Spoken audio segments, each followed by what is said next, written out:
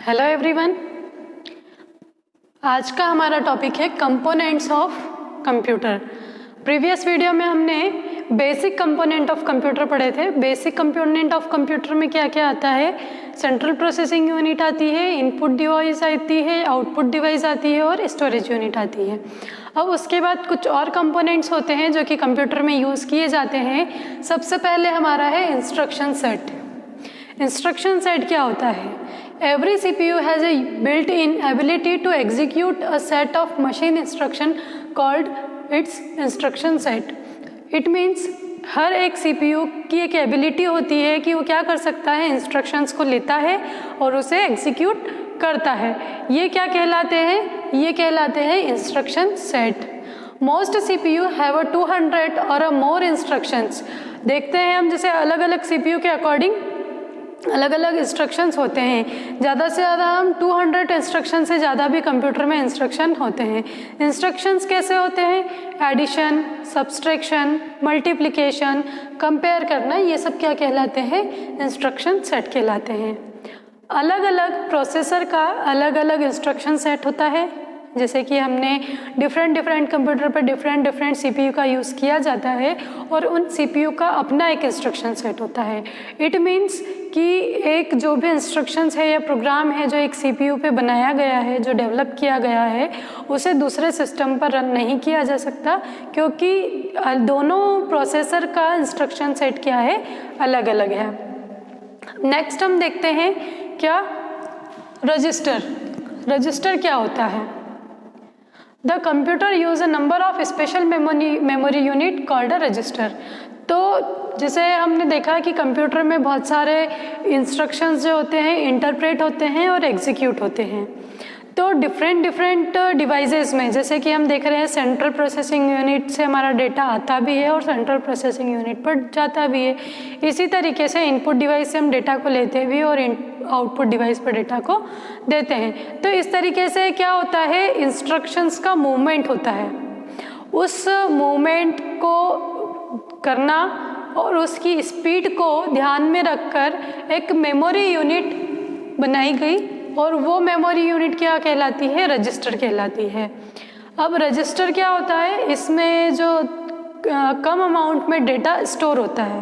अब ये डेटा कैसा स्टोर होता है? ये टेम्परेरी डेटा स्टोर होता है। टेम्परेरी इट मीन्स जब भी हम क्या करेंगे, सिस्टम को ऑफ करेंगे तो हमारा डेटा क्या हो जाएगा? इरेज हो जाएगा। तो ये जो रजिस्टर होता है ये मेन मेमोरी का पार्ट नहीं होता है। तो फिर ये किसका पार्ट होता है? ये रजिस्टर जो है ये CPU का ही पार्ट होता है। CPU में जब भी हम जैसे कुछ इंस्ट्रक्शंस दे रहे हैं तो वो क्या होता है, रजिस्टर में स्टोर हो जाता है और फिर जब भी उस पर कोई ऑपरेशन परफॉर्म करते हैं तो वो क्या करता है, रजिस्टर से ही फैच कर लेता है। अब वो रजिस्टर से फैच करता है तो उसको कम टाइम लगता है। जैसे कोई डेटा हमारा सेकेंडरी स्टोरेज में रखा हुआ है, अगर उसको क्या करना है, CPU को एग्जीक्यूट करना है, तो सेकेंडरी स्टोरेज से CPU में लाने में जितना टाइम लगता है वो रजिस्टर के कंपैरिजन में ज़्यादा होता है। तो रजिस्टर क्या करता है, उसकी स्पीड को बढ़ाता है। किसकी? CPU की स्पीड को बढ़ाता है। अब हमारे सिस्टम में क्या होता है, डिफरेंट टाइप के रजिस्टर का यूज़ किया जाता है। अलग अलग फंक्शन के अकॉर्डिंग हम अलग अलग रजिस्टर का यूज़ करते हैं। जैसे हम देखें कि हमारे सिस्टम में कितने टाइप्स के रजिस्टर का यूज़ किया जा रहा है, 6 टाइप के रजिस्टर का यूज़ किया जाता है। फर्स्ट है मेमोरी एड्रेस रजिस्टर, जिसको शॉर्ट फॉर्म में क्या कहते हैं, मेमोरी, MAR। अब ये क्या करता है, hold the address of the active memory location. अब जैसे कि हम देखें हमारे मेमोरी में क्या है कि इस तरीके से हमने देखे थे अलग अलग सेल बने हुए होते हैं और इन सेल को क्या कहते हैं, हम फ्रेम कहते हैं। तो जो है मेमोरी एड्रेस रजिस्टर क्या करेगा, जैसे ये वाला सेल अगर हमारा है, ये एक्टिव है, तो इसके एड्रेस को कौन होल्ड करके रखता है, मेमोरी एड्रेस रजिस्टर होल्ड करके रखता है। अब नेक्स्ट, ये जो मेमोरी एड्रेस रजिस्टर है ये प्रोग्राम काउंटर से ही क्या होता है, लोड होता है। जब सबसे पहले ये प्रोग्राम काउंटर से लोड होता है, इसके बाद में ये क्या करेगा, एक्टिव मेमोरी के एड्रेस को होल्ड करके रखेगा। नेक्स्ट है memory buffer. Memory buffer register hold information on its way to and from memory. It means जैसे कि हमारा ये देखा हमने कि हमारा जैसे CPU है, ये मेमोरी है और ये इनपुट आउटपुट डिवाइस है ना। तो ये क्या करेगा, इंफॉर्मेशन द वे, अगर यहाँ पे भी कोई इंफॉर्मेशन है ये वे में, मतलब कि जो है CPU से मेमोरी के बीच में अगर कोई इंफॉर्मेशन है उसको भी स्टोर करके रखता है। इनपुट आउटपुट और मेमोरी के बीच में अगर कोई इंफॉर्मेशन क्या कर रही है, आ रही है जा रही है, उसको भी स्टोर करके रखता है। और यहाँ से जाने वाली इंफॉर्मेशन को भी स्टोर करके रखता है, यहाँ से आने वाली इंफॉर्मेशन को भी स्टोर करके रखता है। इसी तरीके से CPU से जाने वाली इंफॉर्मेशन को भी स्टोर करके रखता है और CPU की तरफ आने वाली इंफॉर्मेशन को भी स्टोर करके रखता है।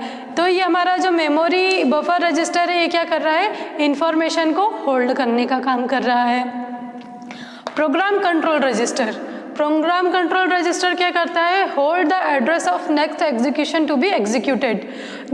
जो है जैसे हमारा कोई सा इंस्ट्रक्शन है, जैसे ये है जॉब 1 है, ये जॉब 2 है और ये जॉब 3 है। तो जॉब 1 को क्या है, CPU अलोकेट कर दिया गया है, ठीक है। तो CPU क्या कर रहा है, ये जो है जॉब 1 CPU को ले रखी है। जब जॉब 1 का काम क्या हो जाएगा, कंप्लीट हो जाएगा, मतलब ये जॉब पूरी तरीके से एग्जीक्यूट हो जाएगी, तो दूसरी जॉब कौन से आने वाली है, J2। तो इस J2 का जो भी एड्रेस है वो काहे में रहेगा, हमारा प्रोग्राम कंट्रोल रजिस्टर में रहता है। इट मीन्स हम जैसे डेफिनेशन में देखें, hold the address of next instruction, तो नेक्स्ट इंस्ट्रक्शन कौन सा है, ये वाला है। तो ये क्या करेगा, इसके एड्रेस को स्टोर करके रखेगा। जब J2 को CPU मिल जाएगा तो फिर प्रोग्राम कंट्रोल रजिस्टर किसके एड्रेस को होल्ड करके रखेगा, J3 के उसको होल्ड करके रखेगा।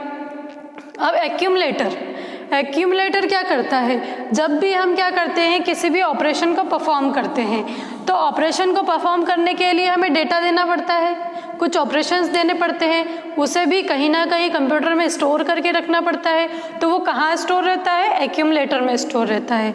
जब उस डेटा पर ऑपरेशन परफॉर्म करने के बाद रिजल्ट बनता है, वो भी कहाँ पर स्टोर होता है, वो भी एक्यूमुलेटर में ही स्टोर होता है। It means accumulates result and data to be operate upon. वो क्या करेगा, एक्यूमुलेट करेगा रिजल्ट को और वो जो डेटा जिन पर ऑपरेशन परफॉर्म होने वाला है उनको भी। फिर नेक्स्ट है इंस्ट्रक्शंस। इंस्ट्रक्शंस क्या है, hold an instruction while it is being executed. जैसे हमने यहाँ पर देखा कि अब मान लो इंस्ट्रक्शन I1 जो कि क्या हो रहा है, एग्जीक्यूट हो रहा है, CPU के द्वारा एग्जीक्यूट हो रहा है। तो जैसे ये I1 I2 हमने बताया, इंस्ट्रक्शन 1 इंस्ट्रक्शन जो कि CPU के द्वारा एग्जीक्यूट हो रहा है और ये जो है वो क्यू में खड़ा है। तो इसके एड्रेस को तो प्रोग्राम कंट्रोल रजिस्टर ने रख लिया, लेकिन इसके एड्रेस को कौन रखेगा, तो इसके एड्रेस को इंस्ट्रक्शन रजिस्टर रखेगा। मतलब जो भी इंस्ट्रक्शंस एक्टिव कंडीशन में है, मतलब वो जो एग्जीक्यूट हो रहे हैं, उनके एड्रेस को रखता है हमारा इंस्ट्रक्शन रजिस्टर। अब क्या है, इनपुट आउटपुट, तो communication with input output device. अब इनपुट आउटपुट जब हम करते हैं तो क्या होता है, उनके बीच में कम्युनिकेशन इस्टेब्लिश होता है। तो इनपुट आउटपुट डिवाइस के बीच में कम्युनिकेशन कौन इस्टेब्लिश करता है, ये करता है हमारा इनपुट आउटपुट रजिस्टर। तो ये था हमारा क्या, रजिस्टर और रजिस्टर के टाइप। आई होप आपको आज का वीडियो यूजफुल लगा होगा। Thank you very much.